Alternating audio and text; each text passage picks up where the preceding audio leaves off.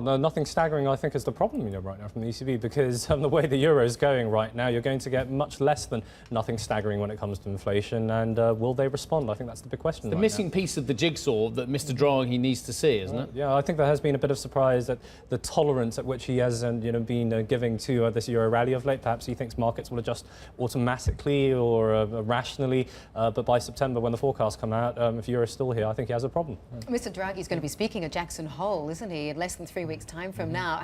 How important do you think that is going to be? Do you think it's going to be sort of like just a prepared speech, or do you think it could be something that could be a bit more revealing and therefore market moving? In discussions we've been having, it looks like, based on market pricing, that is probably going to be the main event for the next few weeks or so, as far as European policy is concerned. Again, what are they trying to communicate? What is he going to say about this euro move? I think right now it's the pace at which it's rallied is more important than the level. So that's where he has to calibrate carefully.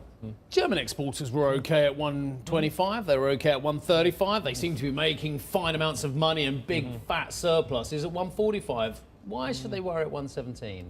Well, it's...